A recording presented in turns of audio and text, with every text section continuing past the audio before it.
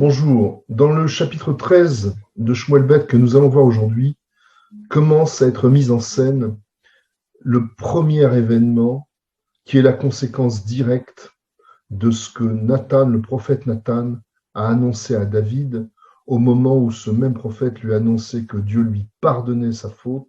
Il lui a annoncé néanmoins qu'il allait devoir l'expier par plusieurs événements qui allaient se produire au sein de sa famille, des événements qui, dans l'ensemble, sont des événements gravement conflictuels, qui vont avoir des conséquences sur le royaume de David et sur David lui-même.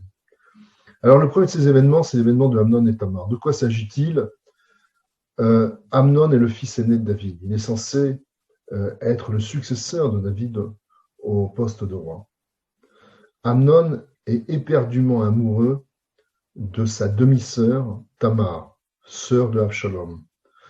Absalom et Tamar sont les enfants d'une femme, une sorte de prise de guerre à l'époque où David guerroyait, qui s'appelle Maacha.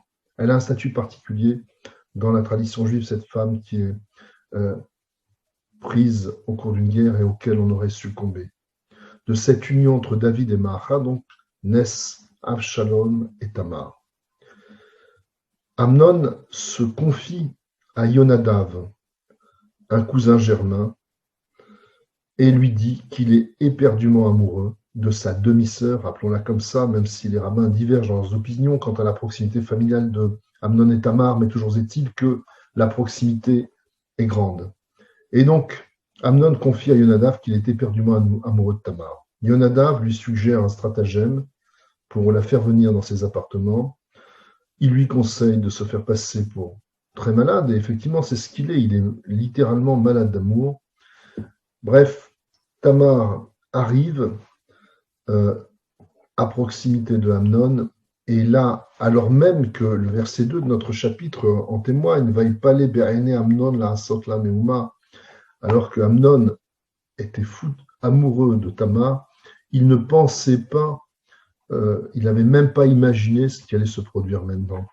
Et ce qui se produit, c'est que dans la proximité et l'intimité, Amnon accède à sa passion et violente Tamar.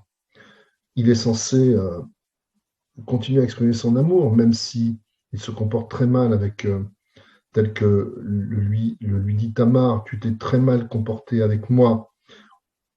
Dans le verset 12 de ce chapitre, Vatomerlo al-ahi al-ta'aneni kilo ya'asechen be'Israël al-ta'aset anevala azot. Avant même qu'il mette en œuvre sa passion à l'encontre de Tamar, Tamar l'avertit, ce sont des choses qui ne se font pas en Israël, et qui plus est quand on est à la cour. Ça nous rappelle un petit peu le comportement de David qui a fait quelque chose qui ne se fait pas quand on est le roi d'Israël. Il y a une sorte d'économie de la punition qui se met en marche, ce qu'appellent les rabbins Mida Keneged Mida, là où David avait aussi succédé à sa passion à l'égard de Bathsheba, et bien là, il a un de ses propres fils, qui pourrait être le roi demain, Amnon, qui aussi se comporte quelque part de la même manière. Et ce comportement est d'autant plus aisé pour Amnon que son père avait procédé de la même façon. Une façon pour la Bible de nous dire que le roi n'est qu'un homme, encore une fois, et qu'il est sujet à toutes les passions et donc doit être sur ses gardes en permanence. Alors de cette union passionnelle entre Amnon et Tamar, on aurait pu s'attendre à quelque chose d'aussi positif finalement que cela s'est produit chez David avec la naissance du roi Salomon, fils de Bathsheba. Eh bien non, là Amnon n'assume pas ses responsabilités, et plus grave encore que de l'avoir violenté, c'est ce qui nous est dit au verset 15 de ce chapitre, Vaisnea Amnon Sinak de la Méode. Aussitôt après l'avoir possédé, eh bien, la haine que porte Amnon à Tamar est aussi brûlante que la passion qu'il avait pour elle avant de l'avoir violentée. Et à tel point que dans ce même verset, le texte nous dit Kumi lechi, lève-toi et va-t'en, c'est ce que s'écrit Amnon à Tamar qui tombe dans une déprime, une tristesse que l'on peut facilement concevoir. Elle est rejetée dans ses habits royaux à la rue par son frère Amnon qui vient de la volonté. Vraiment un événement tragique et incroyable qui est malgré tout décrit dans la Bible. Et je pense que ça symbolise aussi les vicissitudes potentielles de ce que va vivre le peuple d'Israël demain dans ces alliances parfois malheureuses. Et donc Tamar revient et celui qui l'accueille, c'est son frère Absalom. Il est conscient immédiatement de ce qui s'est produit et rumine à l'encontre de son demi-frère Amnon une vengeance qu'il va dans ce chapitre mettre en œuvre, puisque à la faveur de la fête de la tonte des moutons, vous savez que nous avons déjà rappelé ces événements, des événements de joie, de retrouvailles. 2 ans après l'événement de Amnon et Tamar, Avshalom organise cette fête, fait mine d'inviter le roi David.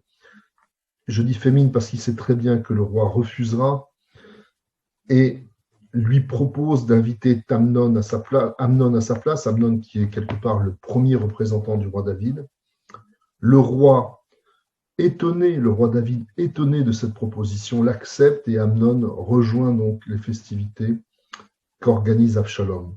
Et à la faveur de ces festivités, Avshalom assassine son demi-frère Amnon. David apprend cette nouvelle, tombe de nouveau, comme il l'avait été, dans une tristesse énorme, comme il l'avait été à propos du premier fils de Bathsheba, de nouveau, un peu toujours dans l'économie de Mida Keneged Mida, il replonge dans la tristesse pour la mort de son fils aîné Amnon. Avshalom, pour éviter de s'attirer les foudres de son père David, va s'exiler chez son grand-père, roi de Guéchour et père de Maacha, et nous verrons quelles sont les conséquences de cet exil d'Avshalom dans le chapitre 14 que nous verrons demain. Bonne journée et à bientôt.